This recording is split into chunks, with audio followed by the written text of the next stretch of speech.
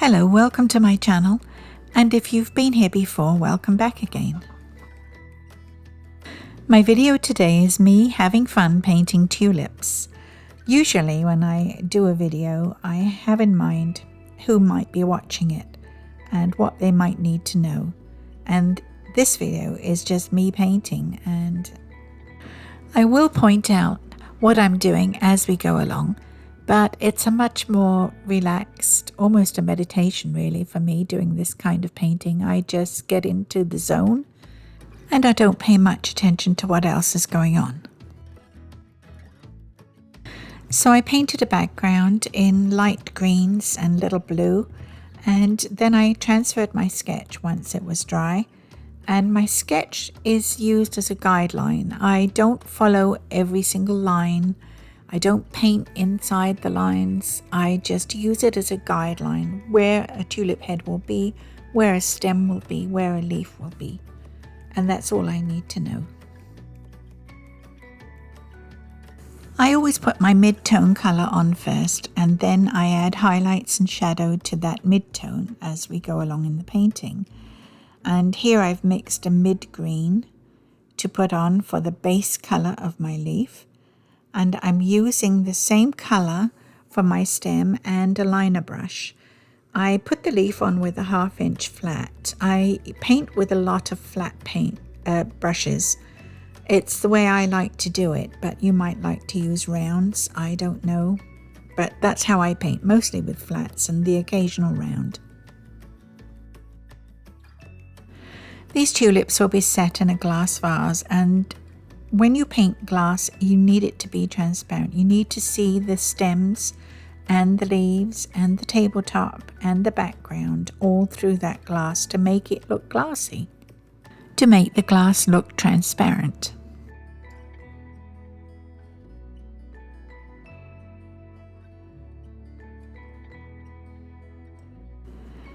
My stems are a bit smudgy. I like to use large brushes. I'm not very good with detail work, and so I don't really worry about it though, because stems are not something that really catches your eye unless they're sort of rose stems which have thorns on them and a little bit more interesting to look at.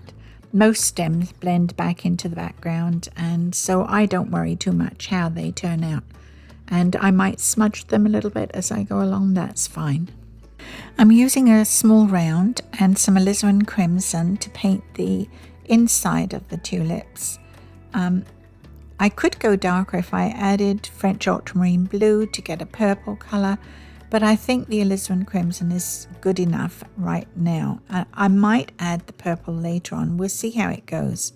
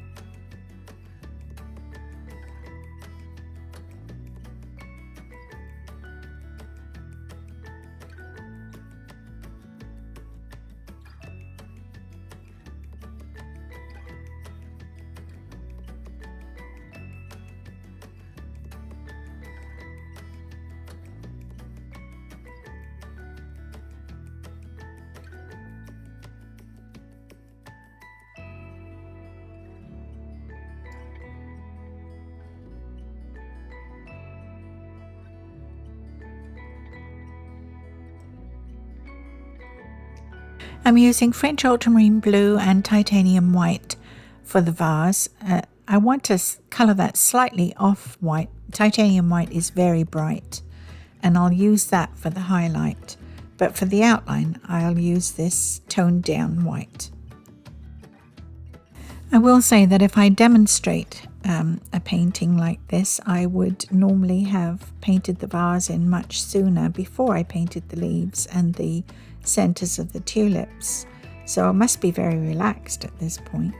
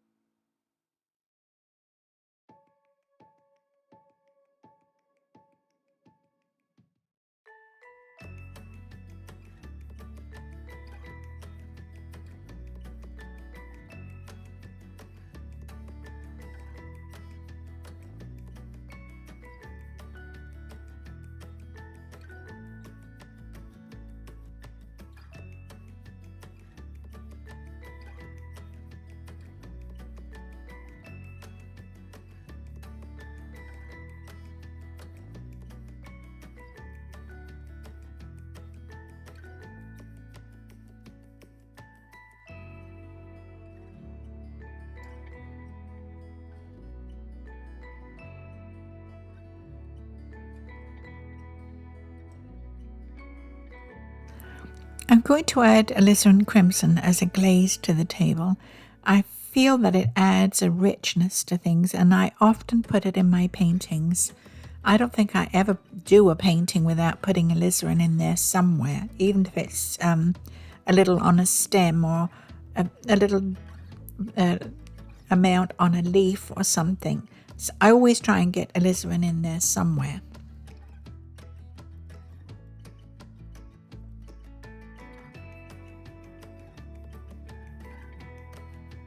I add a line of raw umber to the base of the vase. That sets it on the table. It doesn't look like it's floating on in midair if you have a shadow under there. And I also add a reflection. I'm thinking of this as a shiny tabletop, a wooden tabletop. And the reflection adds to the reality of the painting, although I'm not a realist.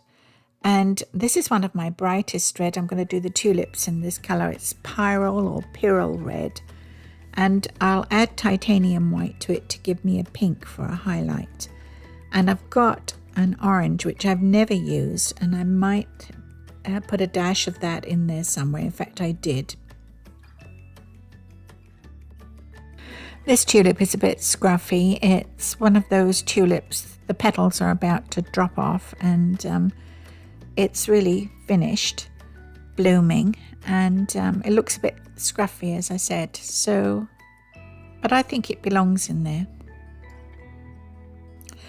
These tulips are not grown for resale. They're not in a posh garden.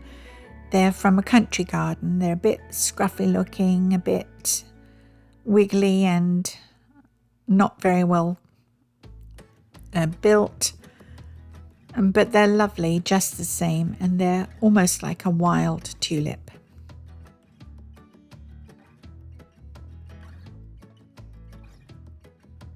When I paint petals, I pull the stroke from the outer edge down to the base or to the center of the flower. And I do the same for leaves most of the time, not always. It depends. These leaves were very long and thin, and I think I just pulled the half-inch flat straight down along the length of the leaf. But generally, I work from the outer edge in toward the center.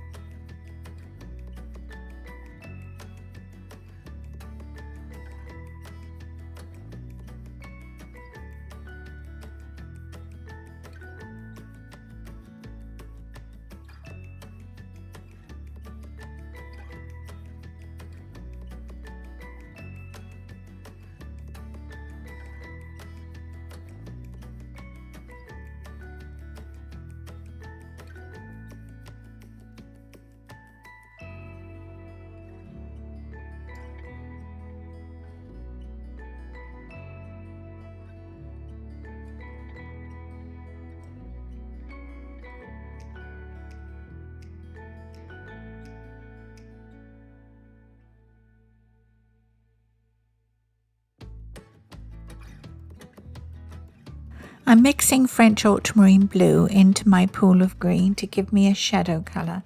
And I've decided the light is coming from the right, so everything on the left will be in shadow. And some of it might catch a highlight. We'll just have to see.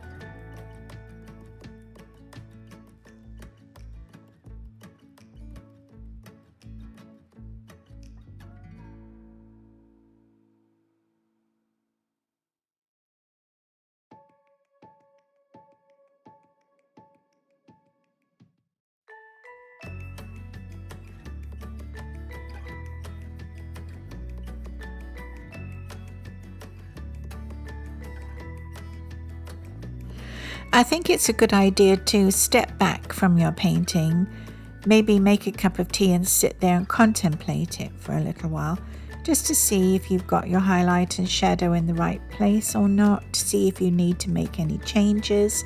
That's easy to do when you're painting with acrylics and not that difficult if you're painting with oils. I like to paint with water mixable oils, and I find I can just scrape off the paint and start over. But with acrylics, you can gesso out whole patches and it gives you a fresh canvas to work on.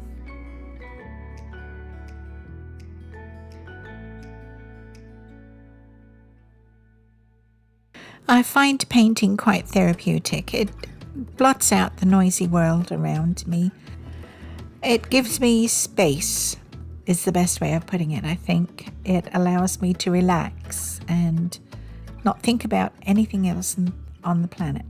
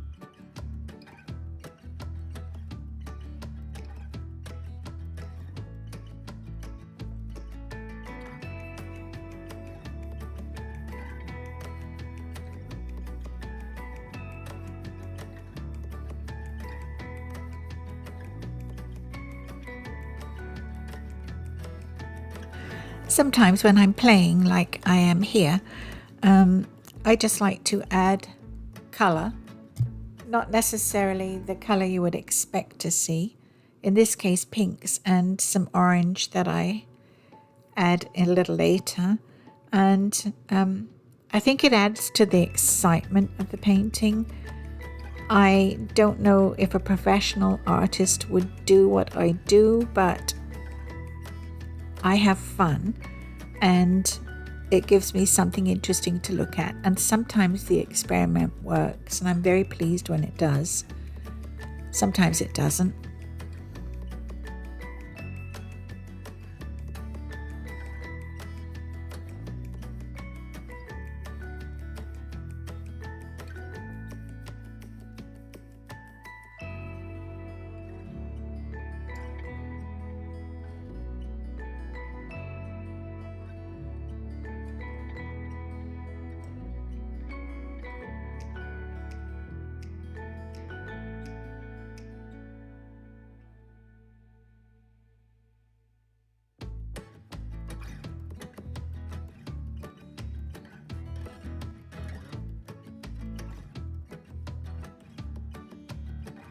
I like to add a little colour in the reflections as well, and I haven't done much to the vase at this stage, but you'll see as we go.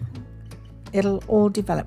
Generally, I try to develop my painting fairly evenly, working on the entire canvas, not just one corner. And I see in this particular one I haven't done my vase yet, which is so unusual for me.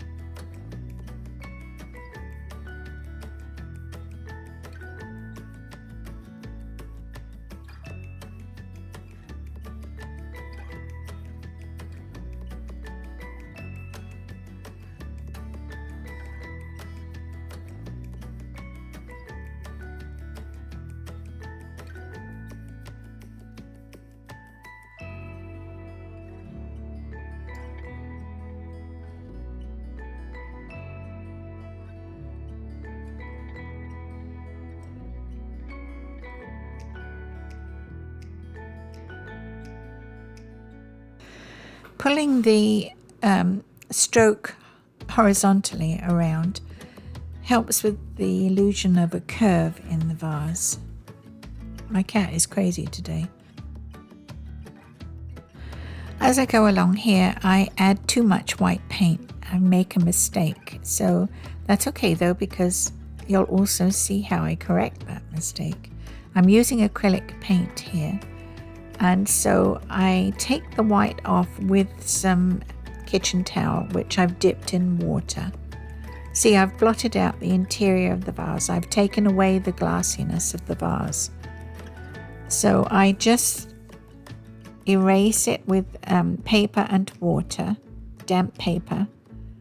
And you see here that the interior will show through again and restore the glassiness. You need to be able to see right through that vase. You need to be able to see the background, the interior. Sometimes I get a glass vase straight away, and sometimes, as in this case, I have to work a little harder. But don't give up, because it can look like a lost cause sometimes, but just keep trying and eventually you'll get there. It will become a glass vase. Think glass.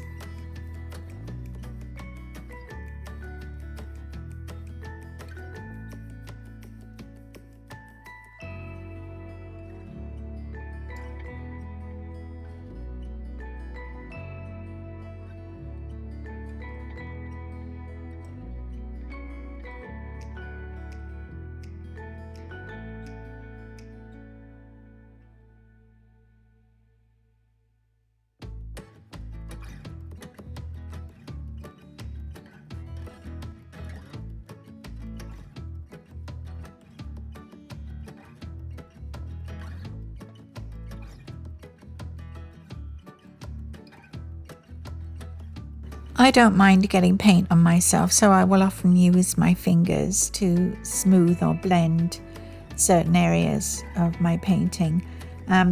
But you can usually do the same thing with a damp brush or paper towel, as you saw me do in the case of this vase. But it's okay to use your fingers to get a little paint on yourself.